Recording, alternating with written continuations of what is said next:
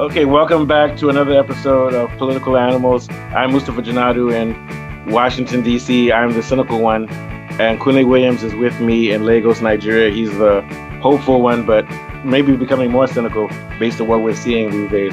So let's jump straight into it. We're going to talk about two things. Let's start off by talking about if Trump came on the platform, and I even supported him. He came on the platform as being a peace president. He seems to be holding that part of the end with Ukraine, with at least not fanning the flames in Ukraine. But it seems more and more he's a war president, whether he likes it or not, with continually funding Israel with their genocide in Palestine, and also with the stance that he's taking against Iran over this surprise attack that they did on Iran, which I'm sure Trump was briefed about it. They were supposed to have peace meetings in Iran. Peace meetings with Iranians, and they did a surprise attack, which I'm hearing was done from the inside. It was done by the assassinations that they did of the top officials in Iran was actually done from the inside by drones, which are produced inside of Iran. So it shows you that Israel has Secret Service people. They've infiltrated Iran from the inside, and that's how they were able to kill some of the top leaders. And at the same time, I'm sure the U.S. gave them logistical help for that attack they did. So if Trump is a peace president and he knows that there's going to be an assassination on some of the people who were assassinated were actually supposed to meet for the peace meetings. Now, this is in line with what Trump did last time when he was in president in 2016. He killed Soleimani, who was also trying to negotiate peace, and then he walked away from the deal. So this is a clear indicator that Trump is not a peace president at all. Two reasons it's clear. He killed Soleimani, who was actually suing for peace. He stabbed him in the back, and then he walked away from the nuclear proliferation agreement. Then again, whether he planned it or not, he didn't contest Israel's attack, which at first he said was unilateral. Then later on, he said, he's on board with it. So it's clear he's not a peace president. And this could cause him some problems because you said Marguerite Taylor, she's against this. A lot of the MAGA people are against going to war with Iran, not because they like Iran or hate Israel, but because they don't think it's monetarily feasible. Yeah. Wait. Was that? Because they love America in their own way. Yeah, they love America in their own way. I'll take it. They say we ain't got time for that. We can't be funding this bullshit. And they may also be smart enough to know that this shit is not going to work. Like you said, Netanyahu's in trouble as far as I'm concerned.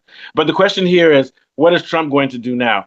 He's telling people to evacuate Tehran, and he's saying, I have something better than a ceasefire. That could mean anything. It can mean that they're going to strike some areas and say, we struck some nuclear areas and everything's okay. Or it could mean that the U.S. is going to start putting some barrage of missiles and aerial attacks on Iran. On another day, I don't think that's going to work either. The only way they're going to win this war is by dropping a B-52 nuclear buster bomber on Iran. And even that may not go down deep enough into the tunnels where Iran's military or their nuclear capabilities are. What do you think, Kule? Yeah, I think the biggest problem that Netanyahu has is that the Trump base don't want to engage themselves in this war. I understand what you say when you say Trump is not a peaceful president, but that doesn't mean he's a war president. He likes assassinations and strikes and intimidation, but a long sustained conventional war is not really Trump's style. Trump is a bully. He doesn't have the patience to engage in such a war. And the problem Israel has is that Trump is ready to make a deal with Iran. And Trump... Well, he says he is. Remember, he walked away in 2017. And if he's ready to make a deal with him, why did he assassinate the negotiators, the day before the thing? You see what I'm saying? Yeah. Go ahead. Trump's style is assassination. And that's the kind of thing that Trump likes to do. He likes to assassinate, but I don't think he would like... If we had the Democrats in power, I assure you that we would be in full war by now. Well, let me ask you one question, though. But if he really doesn't want war and stuff, what sense does it make to kill people who are about to do a treaty and to antagonize? Didn't he see that the reaction would be that these guys would send missiles into Israel? Or is he naive?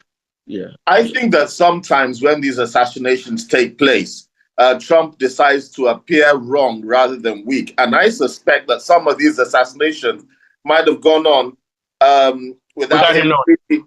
Without him really being prepared or knowing. But if he says he didn't know, it looks like he's not in control of his country. So, so maybe he's not. So we're going to show you that he may be for peace, but like I said, he's not fully running the show. But I think that, like you said, the Republican base might be running the show now because a lot of Republicans are against this. Yeah, continue, Kunle. Sorry. Yeah. So the problem that the Republicans have is that the MAGA base are not interested in going to war, not because they love Iran, not because they love Gaza. They don't give a shit about those things. But these people love America. And, you know, America first is now becoming clear that when Trump said America first, he meant America first. Well, his people, his base meant America first. So even whether he meant America and Israel first, Trump, his base don't understand that. And Trump always does what his base tells him to do. And he will betray his, you can be allied, but he can turn on you even if it's several months later. So many people that have been his friends, he's turned on later. He could easily turn on Netanyahu. If the Israeli government actually, if they had made sure that Harris won, they would have already started dropping bunker bombs on Iran. Yeah, they would have gone for regime change immediately. Yeah, there would have been no hesitation, and it would have kicked in by now. So, so for that reason, I think Trump was actually necessary to be the U.S. leader for now. I don't think that he's going to allow the Israel. He's not going to fall for Israel's tricks. And the voices from Fox and Carl Tucker and Marjorie Green are so loud. And this is his base. His base doesn't want the war. They're not having the war.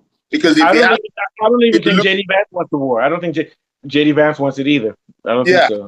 And, you know, Trump is having issues with protests at home. He needs his base to stay solid with him. He doesn't want his base to break and for them to start sending soldiers to die in a war several thousand miles away. He will lose that support. He knows this. So he's not going to... What he can do is use the air fighters and use missiles from his ship, whatever, give them more missiles. That way, maybe Americans won't be killed directly, but still, it's going to cost a lot of money. There's no way around it. Yes, there's no way around it. The other problem that is coming up is, from Iran's point of view, Iran have a finite amount of missiles. And the problem they have is who is going to rearm them when they've run out. I think that they can sustain this fighting for a few weeks, but once they've run out, and Israel did destroy some of their capacity to make more weapons to keep firing. But then again, we don't really know whether Iran has more than what they're giving out or not. I think they do. And they said Iran could have overwhelmed them with thousands of missiles, but they didn't. And a lot of what they've been sending now is just to weaken the Iron Dome, is a lot of crap, drones, and actually old missiles from before. They've been planning for this for a long time. Now, they weren't expecting to have their top leaders assassinated and be bombed in that day, but they've been building up for this, knowing that this is going to eventually have a war with Israel at this level. So I think they're prepared. We have to do some research to find out exactly how much weapons capability they have. But Israel also has finite too. And America, believe it or not, has finite because they're funding this thing in Ukraine, although I think they're going to start diverting it to help Israel. But in general, the U.S. has used up so much of its weapons manufacturing capability trying to fight Russia. And you know what's funny? I think every day Russia makes more missiles than the U.S. has in its whole stockpile now. Something like that. Yes. So Russia and Korea greatly outnumber them. And I still believe that they're helping them through South Africa too, shipping raw materials to Iran to help them maintain their missile level. You know, so we'll see. What are your thoughts? Yeah. Another major problem that U.S. and also what I'm seeing on TV that the United Kingdom are having is that when you want to go to war, you have to motivate your population. And no matter what you say, no matter how many times you call the Iranian government, the Iranian regime, no matter how much you say that Israel is defending itself, even though it launched, when this military adventurism, the public are against the war. The public are against what is going on. The public are pissed with their governments. When I talk about the public, I'm talking about the Western nations. Yeah, their governments are at odds with their people. The people of Western Europe are on the same side as the global South. The governments are the ones that are pushing this false narrative. And what's happening now is it seems the more they push it, the more it's backfiring. The more that, before, when you say the Iranians are bad, etc., it would motivate. But now, because people know the truth, the more they try to demonize Iran, the more pissed off people are getting, and they're getting the opposite reaction of what they want. You cannot go to war if your population is not behind you. You just do it, because they're going to have to give up their sons and daughters to risk their lives and face bullets and so on. It won't work. That is a problem that Netanyahu has. The problem that Iran has is how long can they sustain what they're doing? Because I remember when Iraq was fighting and we were like, oh, Iraq is the fourth largest army in the world. They have Scud missiles, they have T-72s. I remember how we were so excited about thinking about, oh, this is going to be a tough war. And when it came out, the technology gap was such that they got wiped out. Now, Iran knows that they're not going to pit their air force against the Israeli Air Force. If you've noticed, there are no Iranian fighter jets in the sky. Oh, no, they're not. It's just missiles, yeah. Some of them are more than 50 years. Some of their jets are almost 50 years old. So they know that this is a missile attack and missile defense systems. That's all Iran is doing for now. There's not really going to be any land battle. I mean, I don't see them running through Syria and all of that to try to engage each other on the field. So because that's the only area Iran has more soldiers, tanks, and artillery. But this is not a war of soldiers, tanks, and artillery. This is a war of missiles. In development in this war, and also apparently Israel seems to have obtained air superiority over Iranian skies and are operating with impunity. Although they have to be pretty fast shot down. Yeah. Mm-hmm. Shooting down enemy jets. So we're getting into a stage where once Iran is unable to maintain its air defenses and it starts getting pounded more and more, then it's but that means that they keep bombing them. Look at the war with Russia and Ukraine. Russia, upon all of its air attacks and everything and missile attacks, it still is far from capturing major cities like Kiev. They can't do it.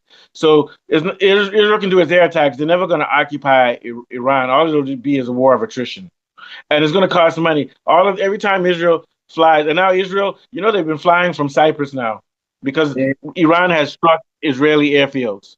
You get my point? Yeah. They don't want to talk about it on the news. So what I'm saying is that it's going to be a costly war for everybody. This war, as far as I'm concerned, is going to end up in a stalemate. Even if the U.S. comes in and a lot of Iranians may be killed, but it's going to end up in a stalemate because I don't see regime change. But what could happen is that it'll just end up with Iran being, at worst, it'll end up like Iraq or somewhere. Hopefully not a failed state. But Israel's dream of occupying the whole Middle East and extending its borders, I don't think it's going to happen, because at some point they're going to get kicked back. You've got the Houthis and everybody else. But from what I see, I mean, like you said, nobody really knows if Trump is going to weigh in and do the war. I hope he doesn't. But what I see happening is that the only solution for it will end up being nuclear missile by Israel or the U.S. Or what do you think? Yeah. And if that happens, they've already said that if Israel or the U.S. strike Iran with nuclear, that's going to be they've already said that most likely Russia will strike Europe with tactical nukes because they know what it means. Yeah, they know what it means. They will strike Europe. So if I were Europe and I were America, these guys, they need to nip this in the bud. Trump needs to save face. He needs to stick to his mandate of peace president because he has too much to lose. He loses nothing if he doesn't go to war with Iran, but he could lose his mandate and the MAGA party could fall apart if he does it and this thing gets out of control. What do you think, Kunle? In other words, there's no strategic value of this. There's no strategic value at all. Yeah, there is absolutely no strategic value in continuing this engagement.